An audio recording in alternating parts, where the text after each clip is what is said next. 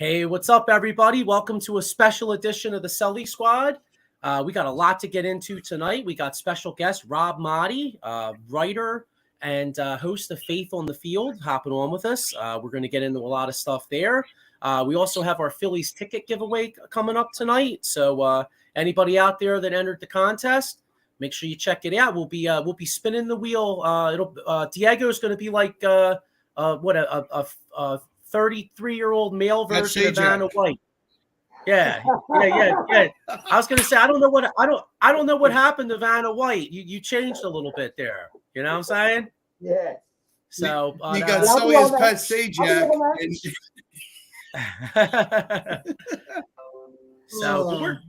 We're gonna get right into it here. We got our usual cast minus my man Fuji. Mike Fuji's down working the Phillies game. So I got, of course, myself, Joe Sullivan. I got my man, Mr. Kilrain, in the middle. Sean Kilrain, what's up, bro? How you doing? Not much, man. Chilling. How about you? All right. And I got my man, Mr. 6 for 6, Diego the Hammer Bianchi on the far right. What's up, dog? So, dude, I'm gonna do my best Fuji impression since you ain't here. We're rocking, we're going, we're killing this show. Sully Squad coming at you. Let's go!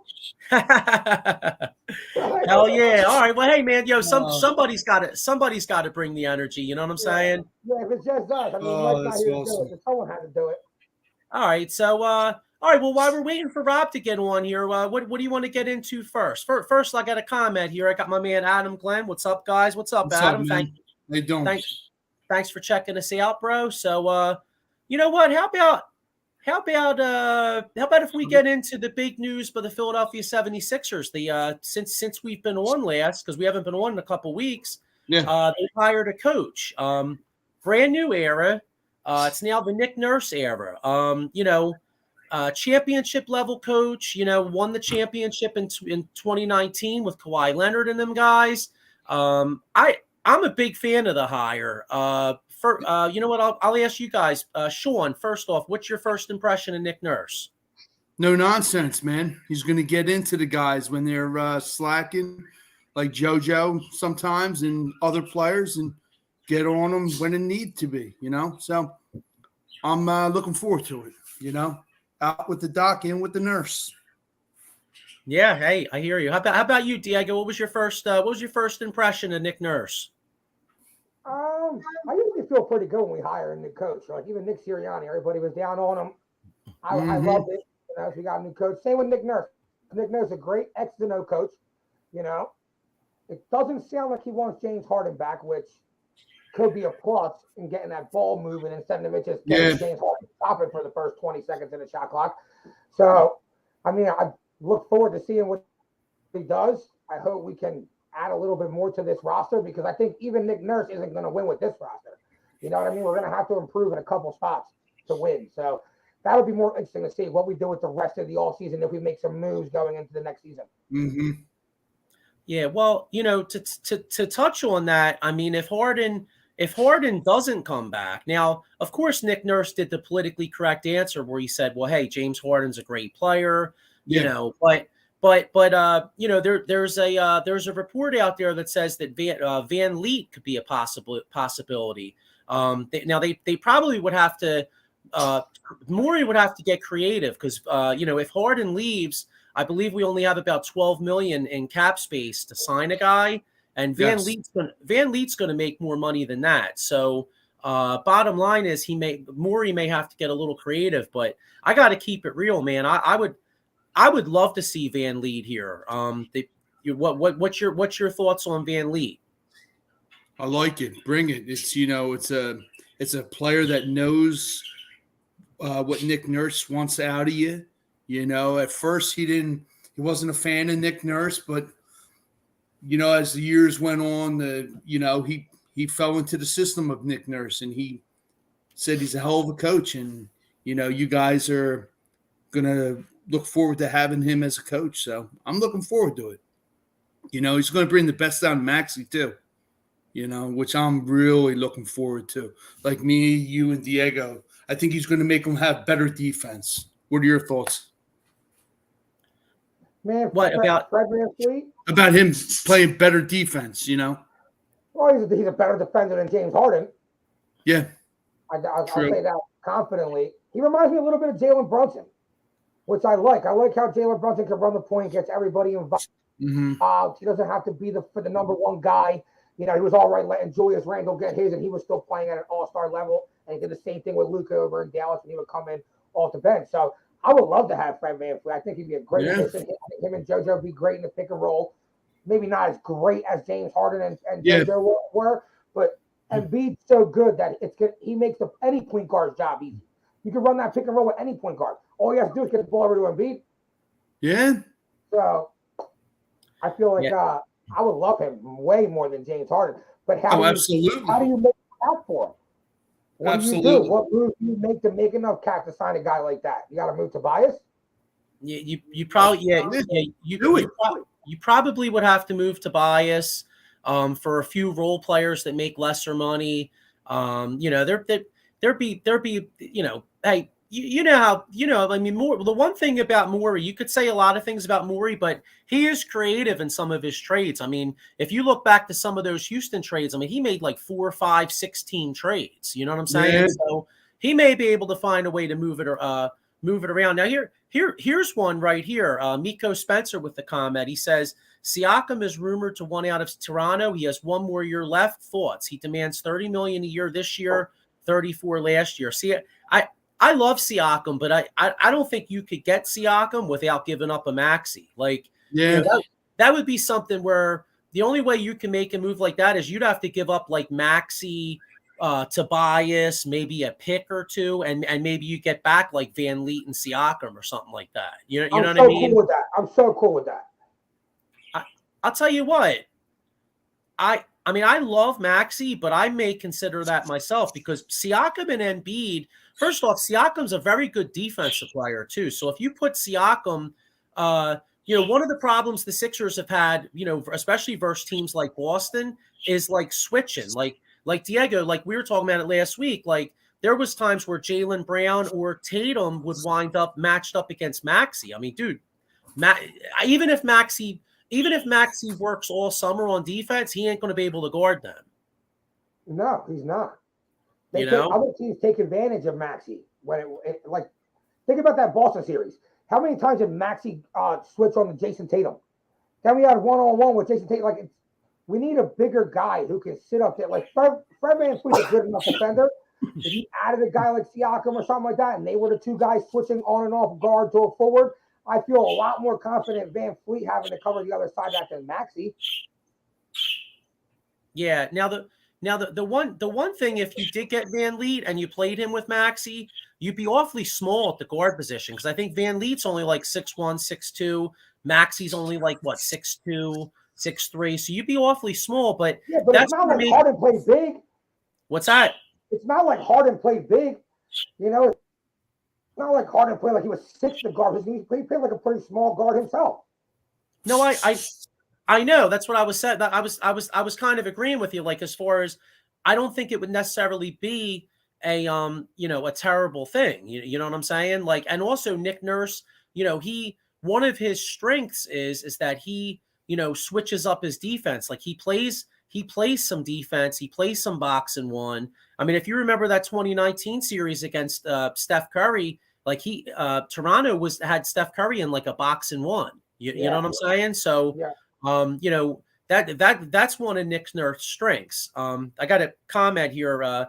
Vegas Rob in the house. He said, "What's up, guys? Vegas Rob in the house. What's up, Rob? How you doing? Thanks for checking us out."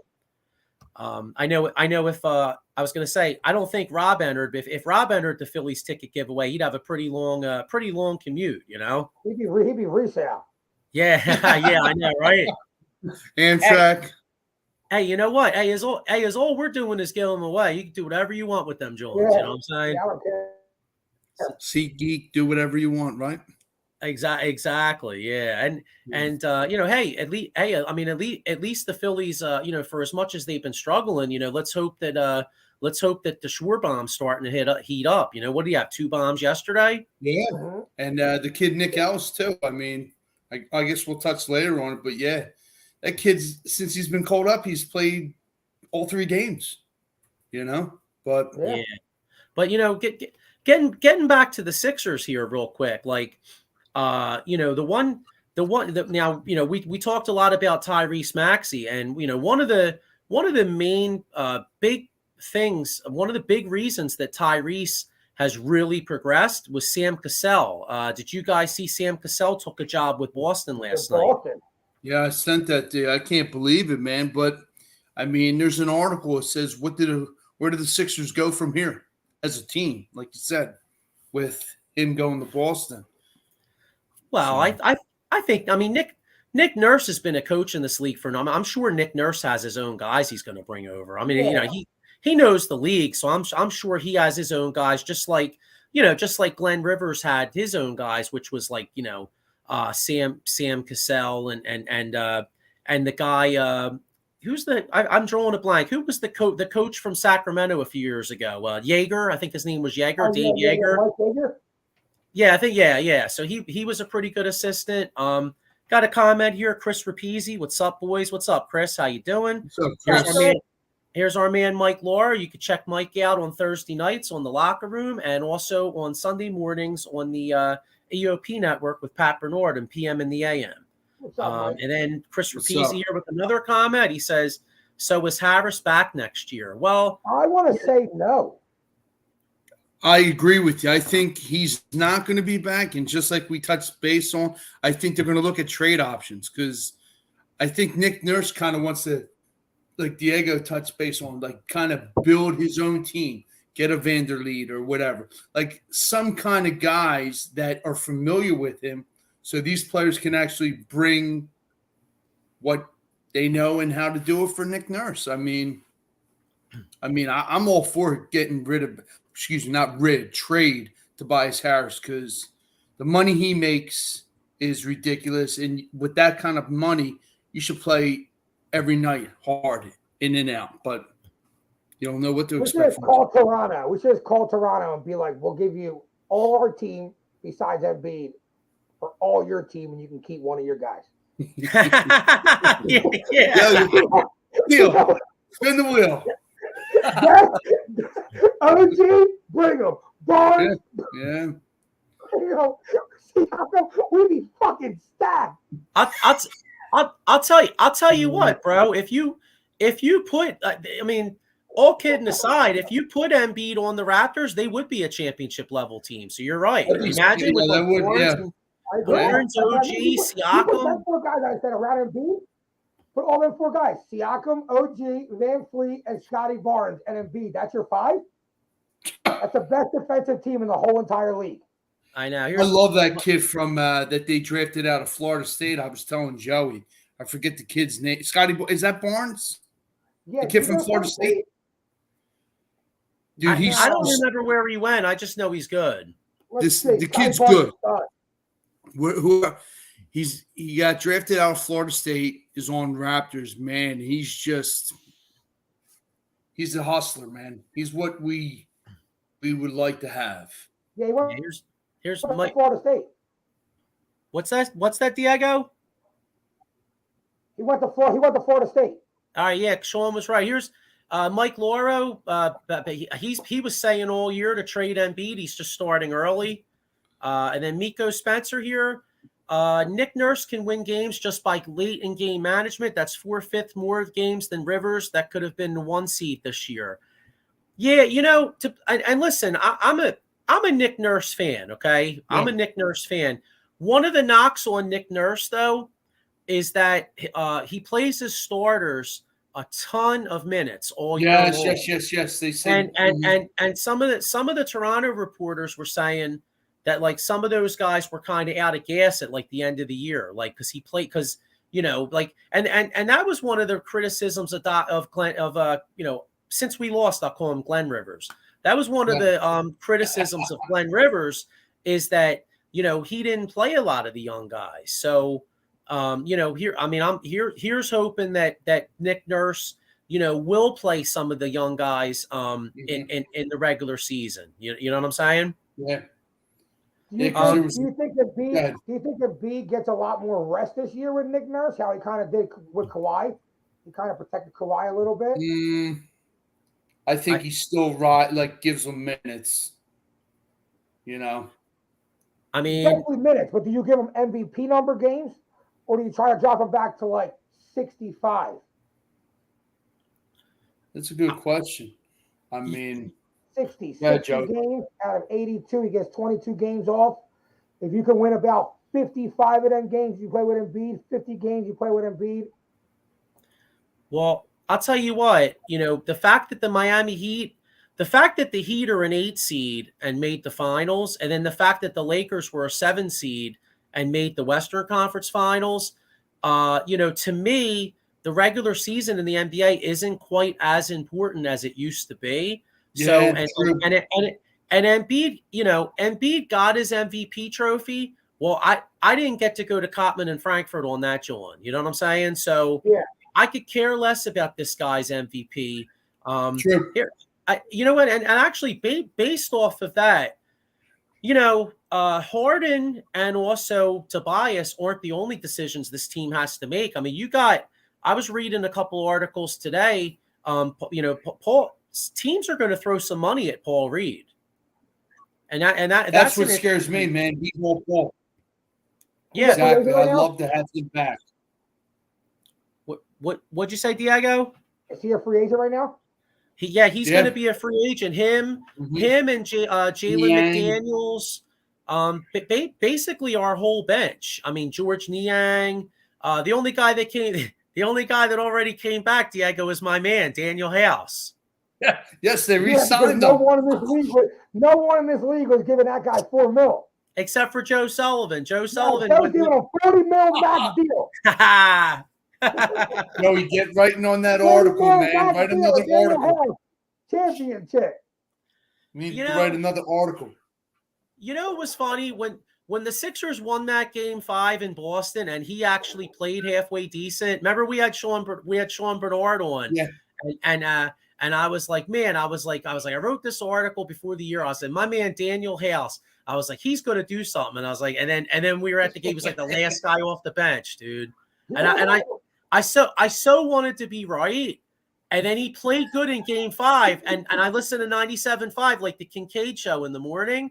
And they were like, oh, Daniel House gave him good numbers or good minutes. I was like, yes, finally.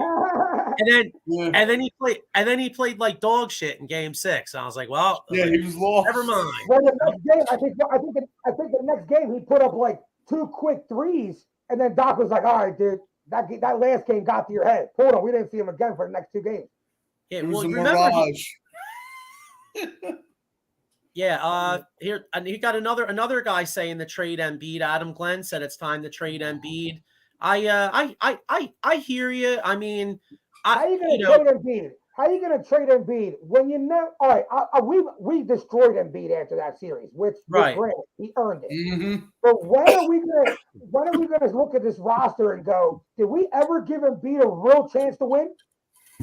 Did we ever give him a Jokic type roster? Because I was watching that game yesterday, and I'm like, if we got the same guys Jokic got around him, we're winning the championship. Because we didn't have a Jamal Murray game in and game out. We didn't have a Michael Porter Jr. game in and game out. We didn't have guys that could literally – they have 2 or 3 guys. Aaron Gordon took that first game over.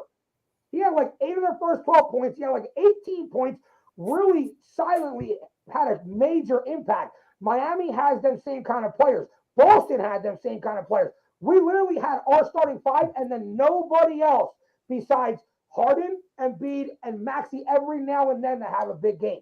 You know what I mean? And if all them 3 guys are off, there's no one else to help Embiid. Well, and the bottom line is that, I mean, it's already been pretty reported that like he's untouchable. Like they're not going to trade him. I mean, let's keep it real. Like, there's a lot of butts in those seats because of Joel Embiid. I mean, ownership's not getting rid of him right now. So, it's more likely they're at least going to try to win it another year or 2 with him. Yeah. Now, if he winds up leaving Philadelphia, it's going to be maybe a year or 2 from now because he wants out. Yeah. And he won't be the same player that he is. He'll be on the downward of his career and shit. Let's be real. I know it hurts. I know it hurts to get taken out of the second round, but would you rather be a play-in team? or would you at least have a chance to make it to the finals with Embiid? You trade Embiid, you're never going to get that value back. You might be another 10, 12 years before you're good again. It's going to set you back. You got to have a beautiful ass trade to but in the NBA, make it work. Sometimes in the NBA, you can get set back 10 years. Yeah. You can miss on picks for 4 or 5 years. You can literally set your organization back by 10 years because superstar players like Joel Embiid don't come around like that. Mm-hmm. You know, there's about 12, 13 players in the league that are superstars that can like take you all the way with like a nice supporting cast. There's not many stars like that. So it's like, do we give that away because we're so mad about the last 4 years? Or do we at least giving ourselves a chance? You just, like you said, roll with it. You have to. Roll with it. If it fails, it fails. But like I said, you trade them and you can fail for the next 10 years. It's not like the 90s. It's not like the 90s back in the day, like you're saying, trade-wise. You can get a shitload of players, you know, and then you're actually building and setting that team. And if you don't like it, you can trade more players or picks. Right. Like you said, now it's like it's almost like playing chess, and you better win because if you don't, you're going to get burnt. Yeah. But yeah. Well, hey, I mean, look at the Charles Barkley trade. I mean, they traded Charles Barkley in 1992. Mm-hmm. They get Andrew Lang, Tim Perry, and Jeff Hornacek. Now, Jeff Hornacek was a nice player. Jeff Hornacek actually was a really nice player. And he was really good with the Jazz, like, you know, a few years later or whatever. Yeah. But the bottom line is, though, is like that, you know, that set the Sixers back a number of years. I mean, the Sixers didn't make the playoffs from like 91 all the way to the 98-99 season with AI was the next time they made the playoffs.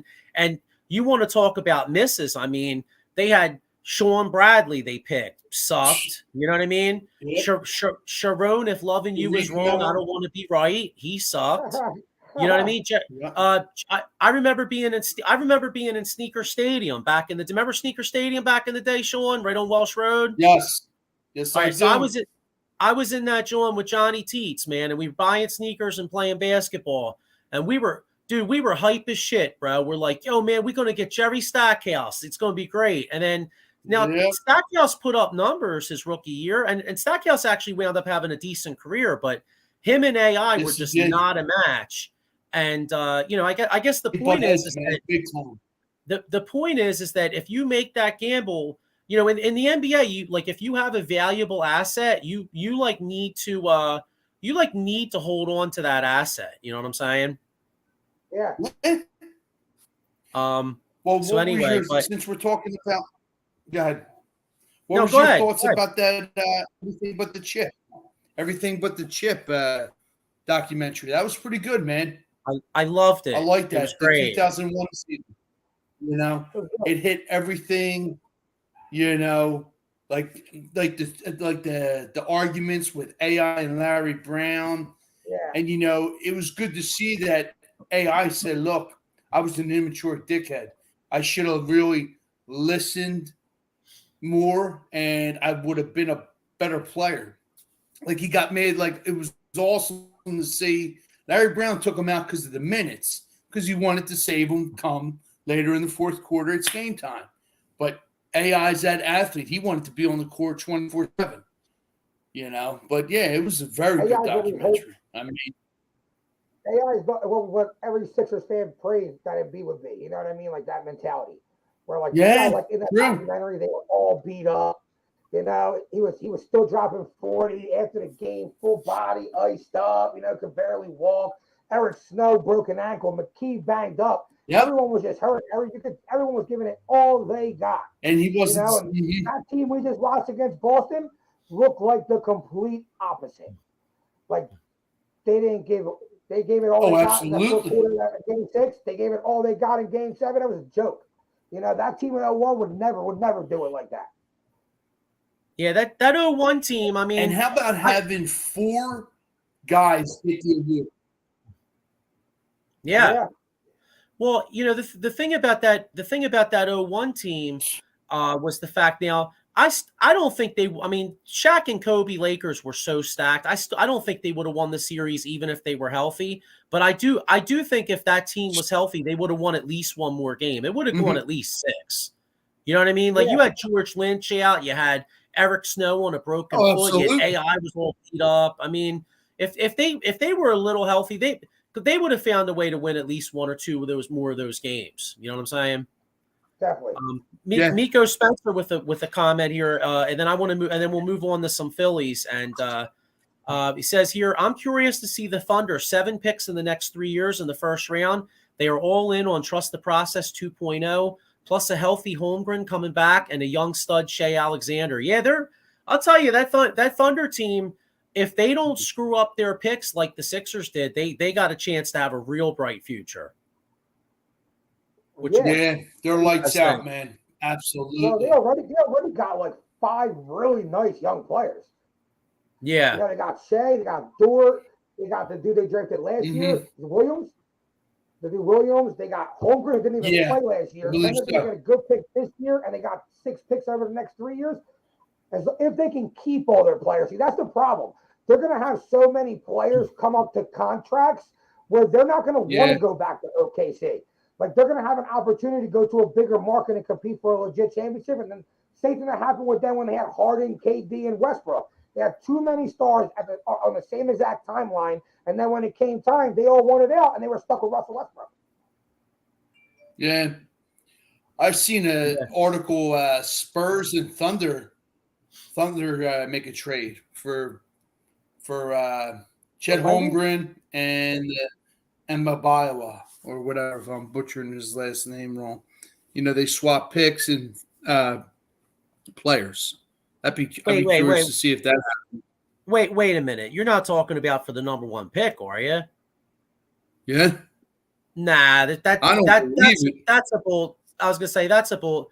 I'm telling you that kid from France that's coming out, bro. They say is the best prospect to ever come out in professional sports. You could offer. Yeah, you would, dude. You would have to have MJ come back and go take a time machine and come back in his prime and offer like MJ and something to get that kid, dude. That's how. That's what they're really saying about this kid. Wow, this kid's like this kid. This kid has a 7'9" wingspan. He can shoot the ball. He basically can. Bro, he can play center, but handle the ball like a point guard. He's like, to me, it sounds like he's a mix of like Joel Embiid. I just was on defense with step on the hand on shot. You were breaking up. I couldn't hear it. What were you saying? Nah, he's breaking up big time. To me, he seems like he's like a mix of Embiid and Steph Curry. Embiid on defense, Steph Curry on offense. Pretty much. Yeah, exactly. But Miko Spencer, Wembanyama is the next chosen one. Yeah, no, you're right. You're right. So that's from the Dragon. Yeah, well, listen. I think Rob's running a little behind. So Diego, I want to move on to something else. Why don't we do this? Why don't we do these tickets, bro? Oh, let's do them. Let's do them. All right, let's do these giveaway and give these tickets away, guys. All right, so here we go. All right, so Diego, that's how you wanted it, right? 2. Huh? Yep. I'm gonna spin it right now. All right, go ahead. Round and round she goes. Where she stops, nobody knows. All right, live on the air ticket thing. All right, go ahead, bro. Or Vanna White. Spin that wheel, Vanna. Michael Sherman. Or is that Michael? Michael Sherman from Twitter. He had to do the Twitter contest. So, Michael Sherman, I will contact you after the show, and we'll get them tickets over to you, man. Congratulations. All right. So Michael Sherman is the first Sully Squad Phillies ticket giveaway winner. All right. So Michael Sherman. Diego, Mr. 6 for 6, Diego Bianchi will be contacting you, and hopefully, because we're going to get into the Phillies next. But yeah, hopefully you see a couple Schwarbombs, because Schwarber's actually starting to heat up a little bit. It is June. Hang on, here we go right here. Hang on a second here. We got Sully Squad Sports Entertainment says, congratulations to the lucky winner, Michael Sherman on Twitter. Mike Lauro says, haha, Lee was on there. Yeah. No, he must have been real. That's so funny because I texted Joe as soon as Lee got into it, and I was like, John Lee's gonna win this freaking thing. Well, you know what, the kid. I mean, the kid should win something. I mean, Christ, he single-handedly ended the curse of the Bambino. Nobody wins a chocolate milk and a pretzel. That's all. Now let's move on. Yeah. All right. Well, I want to get into some Phillies. But before we do here, where am I here? I want to get into some Phillies, but before we do, I'm going to get into a couple of our sponsors here. So, anybody out there that wants to try some really cool coffee, check out Monkey Colt Coffee. You could use the promo code OOTBS Sports at monkeycoltcoffee.com at the checkout, while owner Matt donates 10% of each sale to the National Pediatric Foundation at nationalpcf.org. So not only do they have great coffee, but they go to they go to a good cause too. Anybody out there with any legal problems? If you're a Boston Celtics fan and you're pissed off that your team got their ass kicked in Game 7 at home, you jumped off the bandwagon, you got yourself some splinters. All right. Now he hasn't quite gone to Boston yet, but call my man Jason Fine, aka Attorney Big Al. He's got slip and fall, workers' comp, personal injury claims. You could call Jason directly, 24/7 directly at 267-962-4895, or Miko Spencer at 267-303-7324 for a free consultation. He's got 3 offices throughout Pennsylvania and New Jersey. So make sure you check that out. And I got one more thing here. One of our other hosts, Ken Fry. It's a thing dear to his heart here. Original Janes were formed in the late summer of 2019, home base of Cressona, Pennsylvania. So not your average Janes. So if you want to donate to the baseball team, it's for a good cause. Make sure you check that out. So, all right. So let's get into some Phillies here. Oh wait, hang on. We've got one more here. Let me see this comment.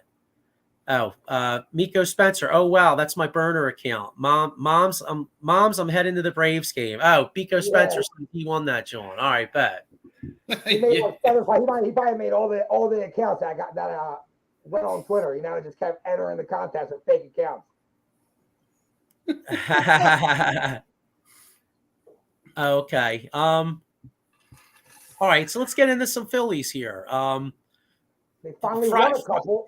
Friday night, they were terrible. Zach Wheeler came up small, got rocked.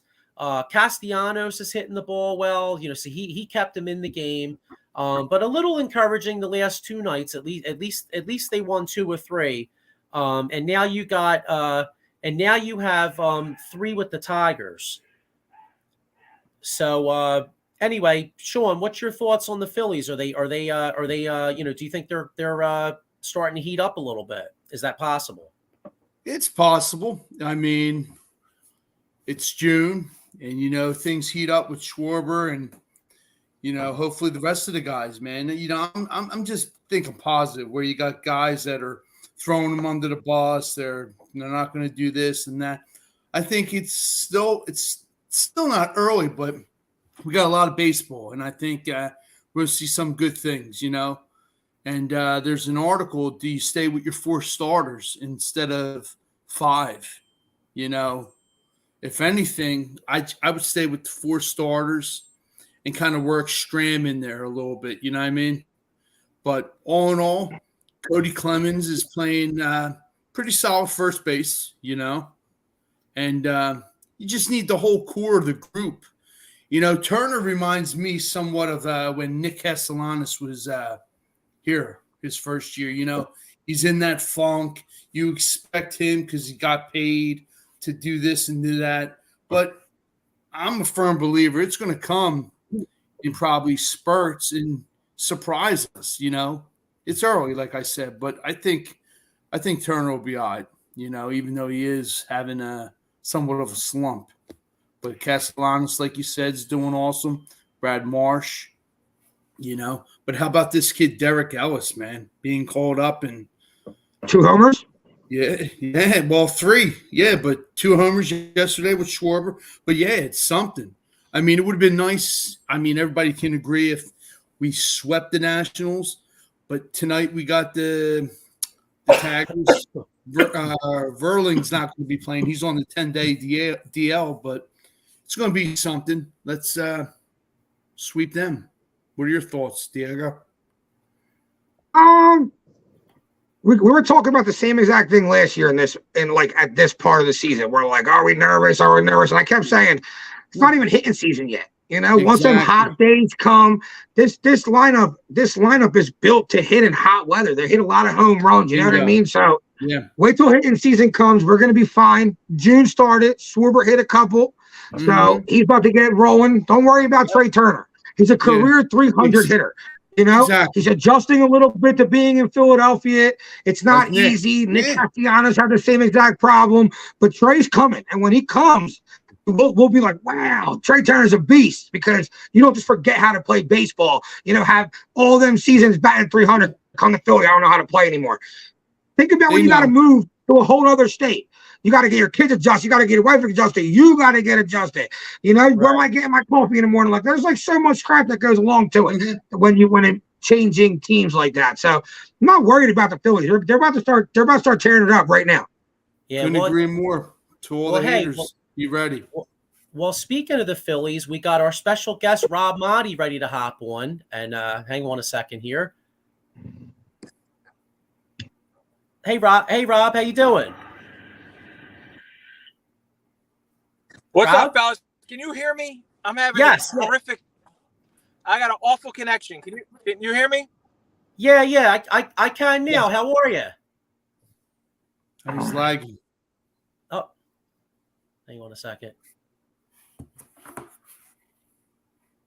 Yeah, I think he's in a bad area. Yeah. Maybe. All right, we'll try it here. Hang on. We'll try again in a minute. Hey, that's one. Modern technology is great, but sometimes you might just be in a bad area, Hey, when you're Rob Maaddi, you're busy and you're around. You're in some bad areas sometimes. It's all good. It's all good. But maybe we'll try again in a minute. But man, like you said, I mean, the one thing about baseball is track record. You know what I mean? It's like Trey Turner. I mean, yes, he's off to a tough start. And it is, but I mean, I firmly believe when the weather heats up, I'd be shocked. I would be shocked if he didn't at least get his average up to like 270 at worst. You know what I mean? True. Yeah. I agree 1,000%. Like, at this time in 2022, we're a wild card. Nobody thought about that. 2019, the Nationals, they're saying they ain't going to go to the World Series. They end up winning. Braves as well, I mean, just like Diego touched on, it's hitting season and it's anybody's game. We got a talented roster, and once everybody starts hitting, I mean, the deal. You just said exactly. We got a talented roster that's a hitting roster. It's not easy to hit early in baseball season. We all know. Once these hot weather days come in July, August, September, that's when big hitters get hot and they start streaking over on the East Coast. So I'm not worried about them yet. Don't get me wrong. They keep playing like this for like 20 games. I might be a little bit worried. What are your thoughts on the pitching? That's kind of iffy. Hey, Sean, that scares me. Hang on 1 second. We're going to try again, okay? Okay. Yes. Hey, Rob, how you doing, man? You're on with Joe, Diego, and Sean. How are you? Can you guys hear me? I'm sorry. My connection is horrific right now. No, I can't. No, we hear you now. No worries. Yeah. Oh, man. I hear you talking about Trey Turner. I love that conversation. What do you think about Trey Turner? He's going to do with the back of his baseball card. I think Charlie Manuel used to use that cliche all the time. The guy, the back of the baseball card don't lie. At some point, Trey Turner is going to be what we thought Trey Turner's going to do. And it's so he's off to a slow start. right? He's off to a slow start. That's fine. Guys, it happens, man. It's baseball. It's a long season. It's 162 games. This guy's a proven winner, a proven veteran. At some point, he's going to be what we all thought he was. It was a terrific signing. I loved it at the time. I still love it. I'm okay with the direction. You know, he's got to get better, and he will. I'm sure he will at some point. For sure, for sure. Hey, just like you put it, I mean, it's like the back of the baseball card. I mean, I've been watching baseball since '86, and I grew up as a little boy. I was a huge Mike Schmidt fan. I'm actually got a Schmidt jersey on now. And, I remember, I read the book you wrote about Schmidt, and, it was pretty interesting. Like what drove you to write that? Man, that was the first book I wrote, guys. And like, I grew up big baseball fan. I grew up a Schmitty fan. I was a fan too, guys, of like the players who were bench role players, like on the field. I don't know if you go back to '83 at all, or Len Matuzik, John Russell, and the '86 teams were like I like those. Bobby Dernier. Juan Samuel was too good to be considered in that role, but I liked Juan.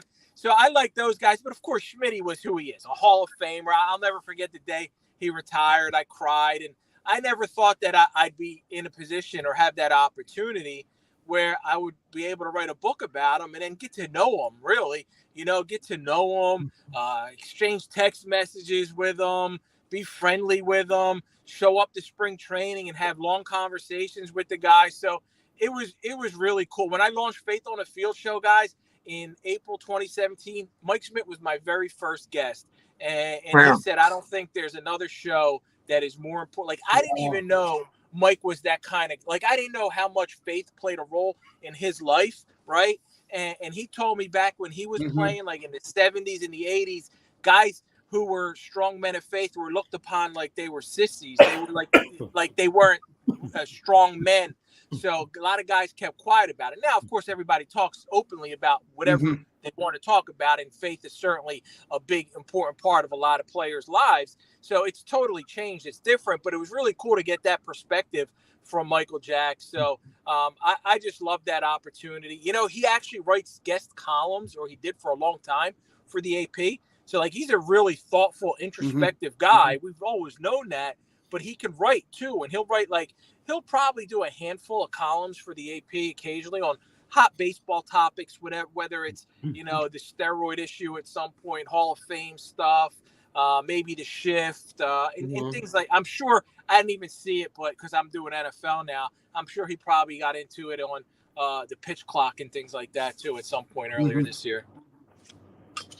How's that? How do you like writing about the NFL? Do you like it more than writing about baseball? What's your favorite sport to write about? Baseball was my first love, and I played baseball all the way through college. Still play ball. I played football as much as I can.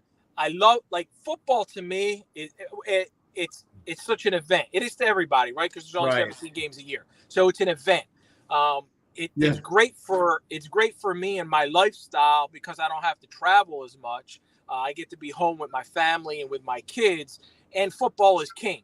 It's the number one sport. If you're going to cover one sport, you want it to be football. But I'll be honest, it's been now a year and a half. My last Phillies game was in July 4th. It was the July 4th game, 2021. It was the last game I covered. And I miss baseball at times. I just miss the pace of it, the slowness. Like, I hated the whole pitch clock thing because now I'm not covering it. I don't care if I'm sitting there for 3, 4, 5 hours. I love to have it on in the background. Right. It's always on.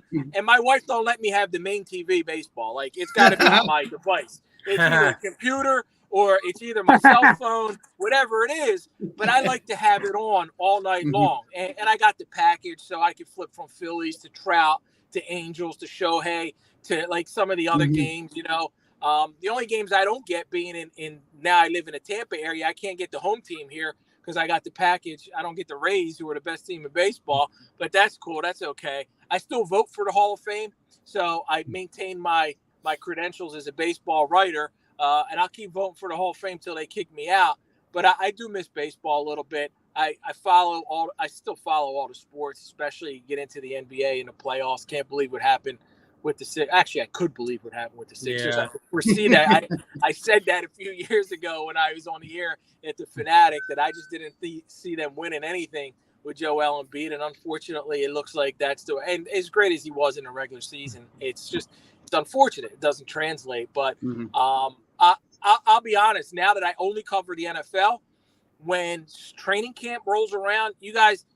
Remember when you were in school and that feeling like summer's over and now you're going back to school? Like, it's a job. I love football. I love Sundays. I love Mondays. I love Thursday nights. But I feel like as training camp starts to roll around, man, summer's over. And it's time to football is a 24/7, 365-day job. But that grind of, man, it's a grind covering it in the NFL the whole season once you get into training camp till the Super Bowl. Yeah. I mean, like you said, the NFL is a total grind. I mean, look at the report that just came out last week with the supposed rumor that the Eagles had a trade worked out for Russell Wilson, and here he backed out of it. I mean, you stop and think. I mean, everybody's given Howie Roseman, roses and praise and stuff. And boy, if it's one of the great what ifs in sports. I mean, if it goes down, what are we looking at right now? You know what I'm saying? Yeah, Russell did a favor for everybody in Philly. Yes, he did. He didn't want to play here. I knew he didn't want to play here. He wanted to play and I don't think he's as bad as he was last year. And we may be having a different conversation next year. Like, Sean Payton may get the old Russell Wilson back. He's still too young and too good to be washed up. He could be an MVP candidate. He could be whatever, but no regrets. When you look at it from the Eagles' perspective, Jalen Hurts got you to the Super Bowl.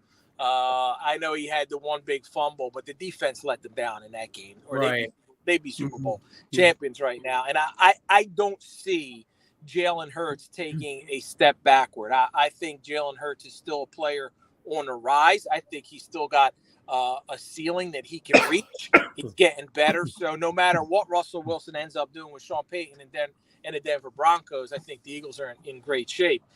It's awesome that they were able to get to where they did last year with Jalen still playing on that rookie contract. Things are going to be different now, obviously. He's getting paid big time bucks, highest paid player until Lamar got that contract. But I think he'll perform and he'll live up to it. Yeah, I agree. Sean, you had a question, didn't you? About your book, Birds of Prey. What stuck out the most to you in that book, writing it during their Super Bowl season? Yeah, Sean, that was a very special team, man. That 2017 Eagles squad. I've covered football for 20 plus years, but I also covered all the other sports, right? So I've been around a lot of clubhouses, a lot of locker rooms, been around a lot of teams and a lot of guys. And I've changed and I've grown. And I used to be the guy who would party with the players. Now I'm praying with the players. So I've been full circle in my personal journey and in my life. Okay. I never saw a team as closer than that 2017 group. Nick Foles, Carson Wentz, Zach Ertz, Trey Burton, Chris Maragos, Jordan Hicks. Those guys were like a real brotherhood. And being able to put that first, them winning the Super Bowl, the first in Philly sports history, right? And being able to put that together in a book and saving that forever was a pretty special thing. And I know a lot of those guys are gone now and they moved on, and some had different levels of success, but that team will always be the first Super Bowl champion in Philadelphia sports history. There was a different vibe, a different kind of camaraderie, something that's really unique. And I wish other teams could kind of embody that spirit and see what it's like to be together in prayer and in church and watching each other's back all the time, on and off the field, and helping guys grow to be better men, better fathers, better husbands. Because when football's over, that's what you have, right? Right. And that's what those guys do. Yes. Despite everything else off the field, despite everything that people may say about some of those guys, they've always tried to be better men, better fathers, better husbands. And I think that's a very important thing for everybody, whether you're an athlete or no matter what you're doing in life. Yeah, to touch on what you just said, I mean, you look at that 2017 season and look at all the injuries they had. I mean, Carson Wentz, Jason Peters, Jordan Hicks, and it sounds like what you're saying is like, a lot of that team, that whole next man up mentality and the togetherness, a lot of that had to do with probably faith. When you no doubt. No doubt, man. No doubt, Joe. And what happened was when Carson went down, like they endured, like Maragos goes down. Even the kicker, Caleb Sturgis, went down early in the season, right? Yeah. They lose the special teams captain, Jordan Hicks, the defensive captain. They lose Sproles. They lose Jason Peters. Then they lose Carson, and they get to a point where they're like, now what? Now what? We've overcome this, we've overcome that. And then there's Nick Foles.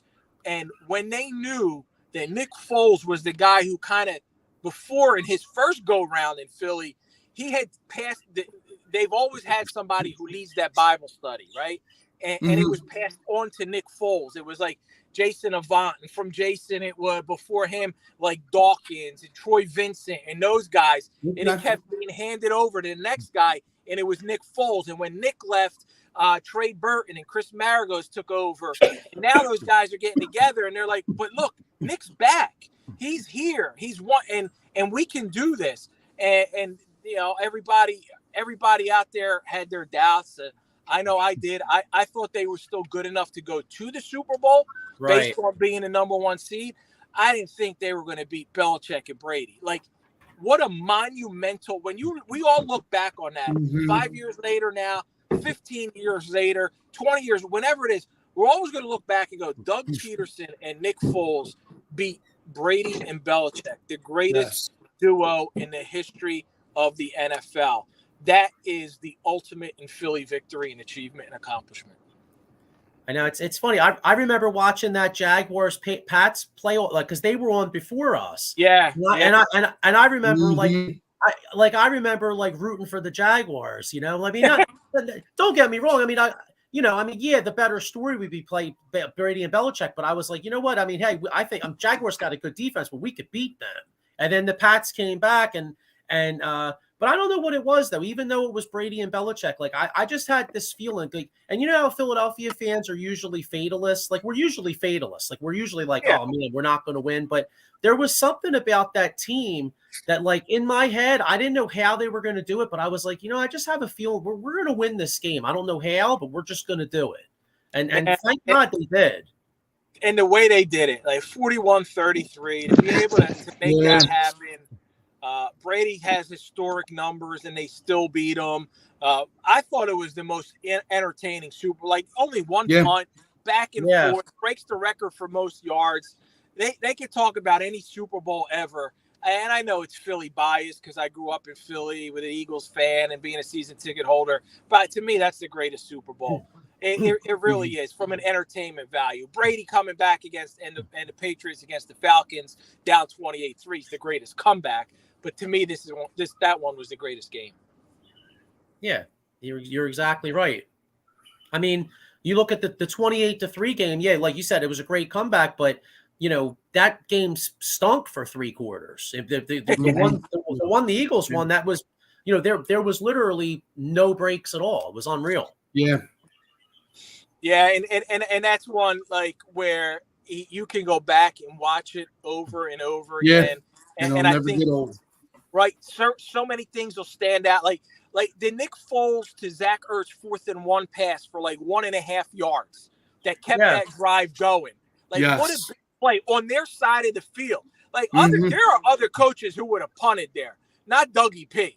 Like, I don't know. Now that I'm a little bit removed from Philly, I don't know what what the talk is, what the thought is about Doug Peterson. Like, I love that guy. I like the man he is, the person that he is, and for him to be able to do what he did, so aggressive. Like that Super Bowl, he went up and he was not intimidated, or he didn't back down from Bill Belichick. The very next year, guys, if you remember, Sean McVay brings like the Rams up against the Patriots in the Super Bowl. If you hear there's a mic'd up version, like before that game, Sean McVay walks up to Bill Belichick, and they're talking, and Sean was like kind of kneeling at the altar of Belichick. Yeah.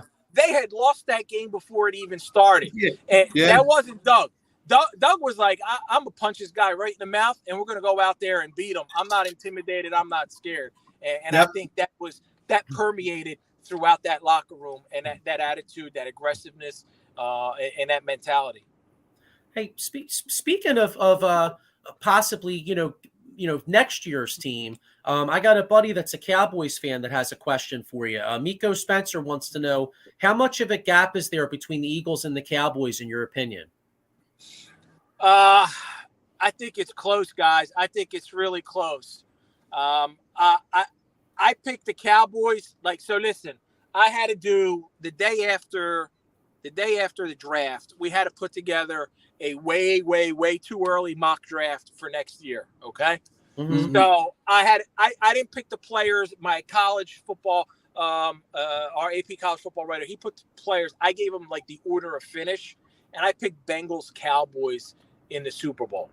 So I think that's how close I think the Eagles and the Cowboys are. It's so hard to lose a Super Bowl and get back.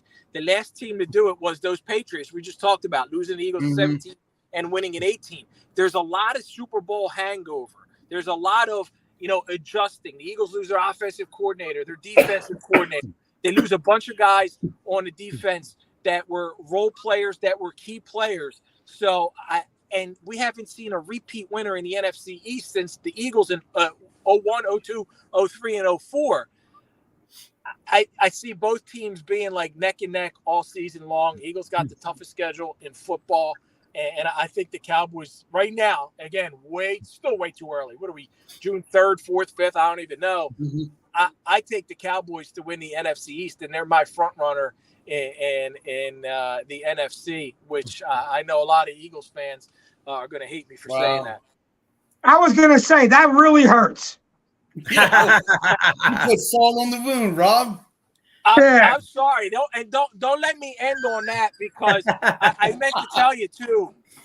This for Eagles fans who love B-Doc, this Saturday I'm going to be with Brian Dawkins at an event at Valley Forge Baptist Church. So we're both flying up. He lives in Orlando. I live right outside Tampa. We're coming from Florida, flying into Philly, and on Saturday we're going to be at an awesome event at Valley Forge Baptist.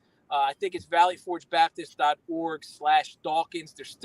Last week there were still very limited tickets if you want to go. If you never heard Dawkins speak, my man is so passionate, such a powerful message that he shares. I'd love to see it sold out. I think we're getting close. The VIP was sold out, so that'll be this Saturday.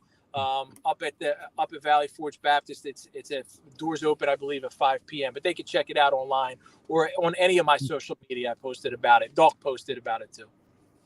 Hey, well, great. Well, listen, Rob, I thank you so much for hopping on with us. Thanks for taking the time. I really appreciate you sticking with us with the technical problems and everything. And it was nice talking to you. Thank you very much. No problem, fellas. And I owe you guys. So next time I'll be sitting at home in front of the computer. I'll make sure I get it all right, so I don't mess it up with all the phone and the technology and all that nonsense. As long as we get you on, that's all that matters. Yeah, you got it, brother. Good. Appreciate Take you, care. boys. Thank you. All right, man. Have a great one. Thanks a lot. Too. See ya. Bye-bye. God bless y'all. See ya. Bye-bye. That was fun. That was awesome. Yeah, man. Yeah. Good conversation. Yeah. That's it. See? So just like you started, we got nothing to worry about with Trey Turner, baby. Single, baby. I told you. For all the haters out there, and who you are. This totally up to him, but I got Miko Spencer in the background, a huge Dallas fan. If he wants to hop on with us for a second, because I know, listen, don't bring that guy on. Don't bring that guy on. I'm just kidding. We'll go in the Go ahead. Bring the Cowboy fan on. I was telling him earlier, I'm like, you got to get that cowboy crap out of the back of your screen, Now Rob Maaddi just hyped him up, talking about, I got Cowboys winning the division. In all fairness, though, wait a minute.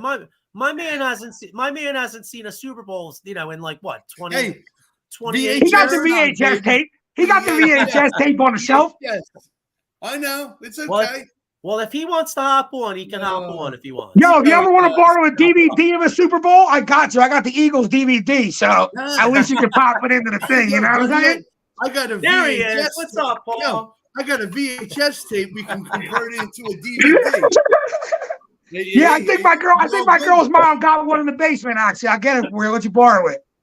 I'll be Well, right back. first I want to say, house who's a Cowboys fan to get the 3 VHS tapes. I'll be right back. well, first I want to say thank you for you guys caring about my VHS tapes. First, I want to say thank you very much. Okay, You're welcome. I'm different. I'm a smart guy. I've already transferred mine to DVD, so I'm in good shape in like 30 years. Okay, Oh bro? wow, you're with. That's Yeah, good. you You're with transferred the them times. and you improved the color quality on them, Johns. You know what I'm saying? Yeah, They're so old. You had to That's buff fun. them. Oh, man. You had to put the volume.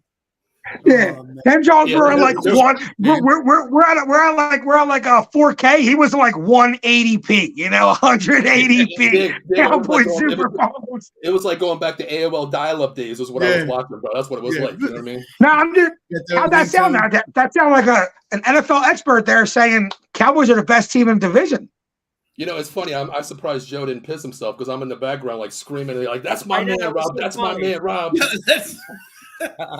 it's good though to get different views, like we said, different strokes for different folks. I mean, if we're being real,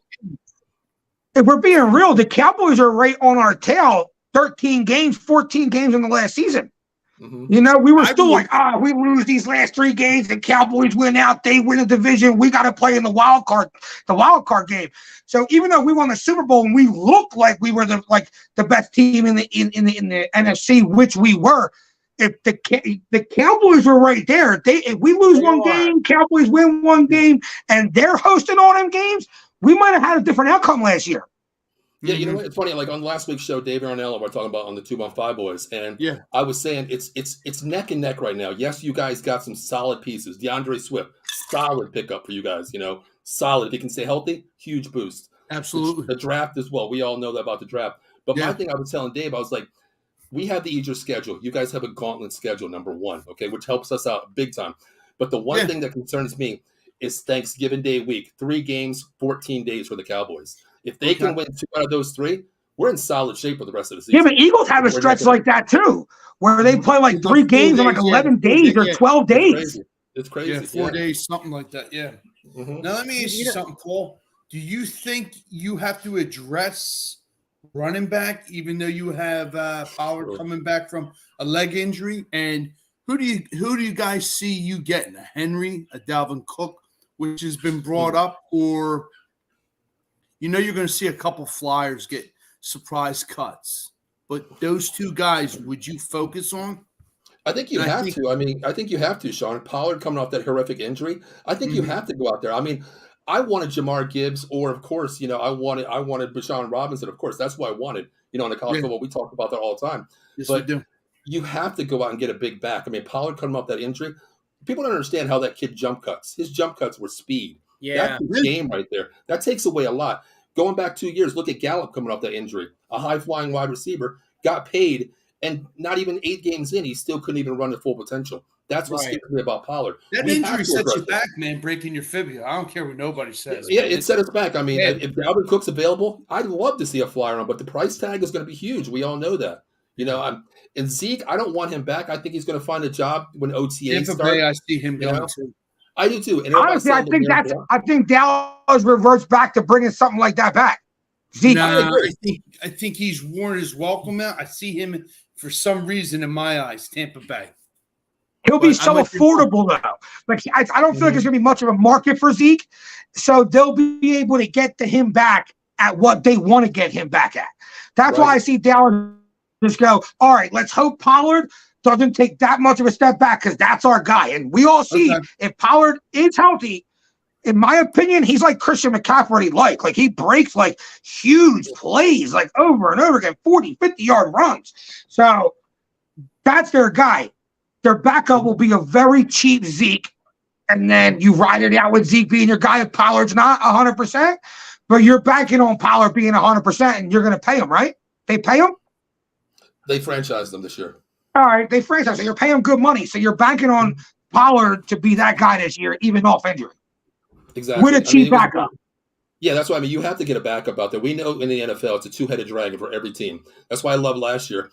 Tony Pollard's thing was you call it, he hauls it. He was the 20-yard line to the 20-yard line guy. Run the ball, the workhorse, constant, 3 quarters. What made me mad is I'm a huge Cowboy fan. You guys know that. But what pissed me off, everybody looked at Zeke saying Zeke is the man. Zeke ran from the 20 in the end zone, the red zone. That's all he ever did. He was nothing like Zeke before. He wasn't worth $14 million. And Diego, I agree with you. If he comes back, he's going to come back on a price tag $5 to $6 million, and that's okay as a backup. I'm cool with that. He's still got some tread on the tires. I'm cool with that, but not big time. You think he even gets that much? I mean, no, I think honestly, it's more like 2 or 3. Yeah, I was gonna say. I think he. Yeah, exactly. I think he gets like. Yeah. I don't think he gets less than 2 to 3 just for a respect factor because you don't want to feel like you're spitting in the guy's face. You know what I mean? But like if Zeke Elliott wasn't an all-time great Cowboy, they probably only offer him like a vet minimum. Yeah, I think a lot of teams look at Zeke like they paid you a lot of money, they gave you that big contract, and they ran you into the ground. They gave you so many carries, and I feel like Zeke's not Derrick Henry. Derrick Henry is so when he runs, he still looks like he has a lot of miles left on them legs. Zeke looks like he has a $2 million contract left on them legs. You know what I mean? The funny thing is, Diego, the funny thing is on my show, I took a lot of criticism for this. I called Zeke Elliott the poor man's Le'Veon Bell. We know Le'Veon Bell sits in the backfield and dances and waits for the hole.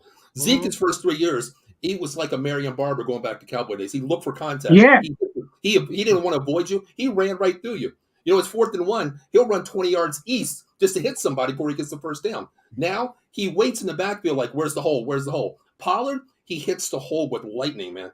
And he does. And I think Zeke's going to get a job, but I think he's going to wait till OTAs. Someone's going to get hurt, and they're going to demand a running back, a true running back. I think that's where he gets picked up. Do you see you guys getting Kareem Hunt? Because I'm looking at something right now. Kareem Hunt to you.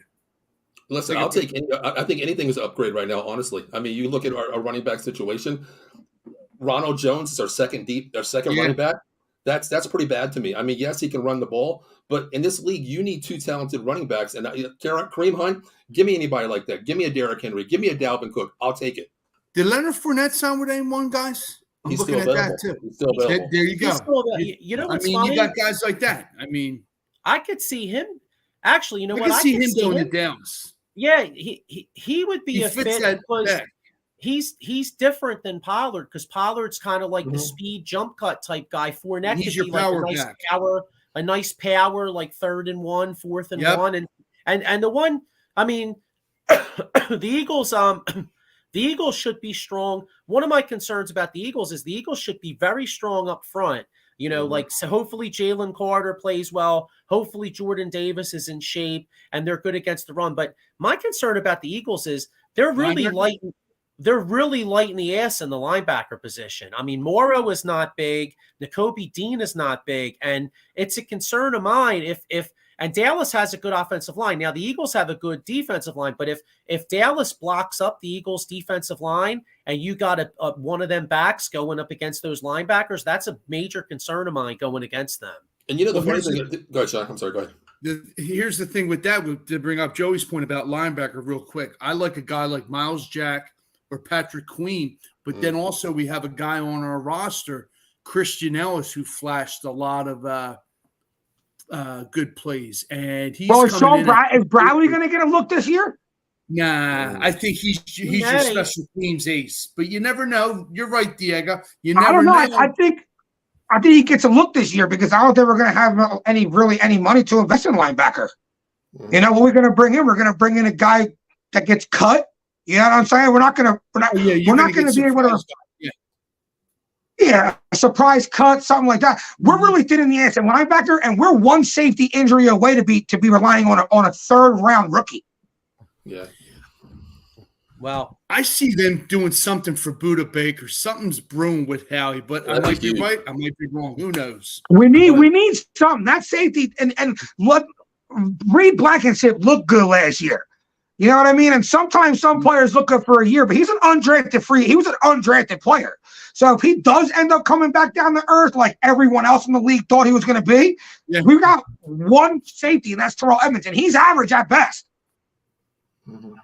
He's solid. He's not like a. That's what I mean. He's like average. He's solid, but he's not good. He's not making big plays. Right. He's not a playmaker. So and if you remember last year, this defense really thrived off them Garner, Charles Johnson, or them CJ. Like he make a big pick in a big spot. Like, are we going to have that on this defense this year? Do we have that impact player? Do we have that guy that made so many differences last year? Because we've seen the step back that defense took when he got hurt. Diego, let me ask you that, because that's a great thing. I wanted to ask you guys' opinion. CJ Gardner last year, he was like a lifeline on that defense. Just like when he made a play, it was the other 10 on defense rallied to him. Like, we're building off your momentum here. Who's going to be that guy this year? Who will it be? I don't know. Who do we look at? Darius Slay? I don't know. It's got to be. Hey, your name's Big Play Slay. You better get. He was a beast the first half of last year. He really slowed down the second half of last year. True. I would hope it would be like a Nakobe Dean because of his football smarts, but we'll see in OTAs preseason. But something about Reed Blankenship and this kid Sidney Brown, man. I mean, I'm hoping they prove a lot of people wrong. I just love the way they play, man. I'm not saying they're not good, but I just feel like you always got to keep in mind Blankenship with the second year. He was undrafted last year. Did he just have a good year because it was a good defense, or is he actually going to be able to plug in and be an impact and make a defense good? You know what I'm saying? Not play safety on an already good defense. Play safety and make an impact on the defense. Yeah. Well, I'm gonna mention one name to you guys. I'm gonna name one name to you guys. Branch. Okay. Brian Branch. Did you guys get him this year? The Cowboy for the safety for Bama? Yes. No, we didn't get him. Who got him this year? We got Eli Ricks. Eli Ricks. That's Eli Ricks. I'm sorry. Eli Ricks undrafted. But he's undrafted too. I think he's an undersung player. I really do. I love watching him play. I think. Didn't we grab a safety from the Saints? Hold on. Didn't we grab a safety for the Saints? Thomas. No. Evans. We signed a kid named Evans who showed some potential a few years ago, but then he had some injury history. But he played a lot last year, and he did show a little bit of potential. So what? It'll be a wait and see. Greedy Williams. All right. Browns. We got a lot of Greedy. Now, if Greedy can play nickel, do you consider moving Avonte Maddox to safety? They may, because you know what? Too damn small. Maddox played okay. Maddox played okay. Yeah, Maddox can play the safety spot. Nah, I wouldn't. That's me. But I mean, I'm not saying that's his better position, but I mean, Jalen Mills went from corner to safety. He's not that big. Avonte Maddox, he's going to be a great cover safety. I mean, but there's a lot of everybody's forgetting about Josh Joby. I mean, all these guys need to get, like you said, their reps in some time. You got Joby, you got Eli Ricks, you got you got They need some in-time game time is what they need. I mean, you go 7-on-7. That doesn't mean crap. You need actual game time. Live game time, exactly. Not the 7, like you said, practice where you're pity pattering. I don't want to hit Diego and Joe. Go live. Hit them. Hey, a lot of guys. There's a lot of guys out there that look like Tarzan in shorts, and they play like Jane when the pads come on. You know what I'm saying? Right. I mean, that's a running saying. But hey, listen. We could talk football forever. Before we get out of here, I just want to get and Paul, I'll get you on here too. So, Miami Heat with a big win last night, and I'll take a little credit. I did call that. Thank God. I took the Heat last night. Yes, but that's all right. Hey, I was right for once, right? But anyway, yes, but What's your guys' thoughts on the five? I still like Denver in 5 and 5, possibly 6. I still like Denver to win the series, but Miami with a big win. Let's just go around the horn and get a couple finals predictions before we get out of here. Paul, what's your finals prediction?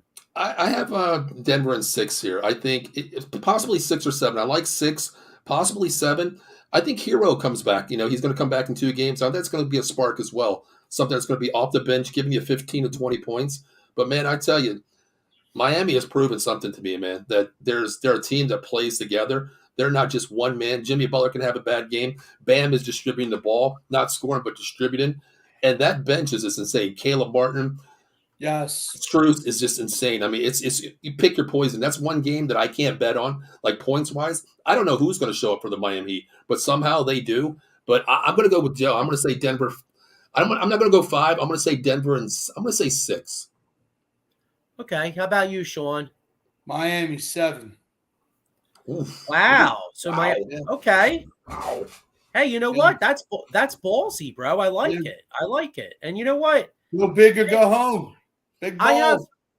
I have no issue with Jimmy Buckets at all. So Yeah. I mean, if Jimmy Butler won, because he left, and I don't blame him. I think it was a Sixers thing, and Yes, it you know, was. Brett Brown, Ben Simmons, Big you out. know, Couldn't yeah. agree more. So Agree. okay, That would be something serious if they went in Game 7 and won Game 7 in Mile High Stadium on the Denver Nuggets court, where they're Yeah. almost unbeatable at home. Really, if you think about it, man, that'd be insane. Anything All right. can happen. It'd be nice, all right. Hopefully we get Diego back. Is what's Yeah. his fault? Diego said he froze, so I know he likes Denver. I think earlier today we were talking about. I think he likes Denver in 5 or 6. And that's actually what I'm going with. I'm going with Denver in 5 or 6. And hey, we'll see what happens. We'll see what happens. But let's see. By the time we're back, well, I mean, shoot, they play games Wednesday. like every 3. I think it's Wednesday night. Yeah, Wednesday night. Yeah. Yeah, I was gonna say We'll be on. by the time next Monday comes around, they'll probably still be playing. So who knows? Yeah. All right. Well, we're gonna get ready to wrap up here. Any final thoughts? Any baseball fans out there? Make sure you check out tomorrow night. Myself and Dave Arnold will be on 8:30 tonight on this network, the Out of the Box Sports Entertainment Network.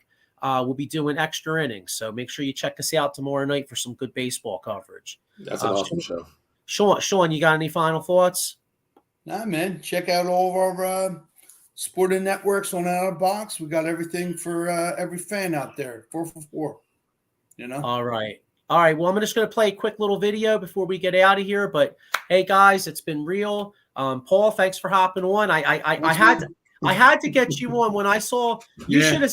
Did you see him in the back? Can you see them? No, they can't see it. No, Okay. I can't. But I could imagine he was like a little kid in a candy store, which I get.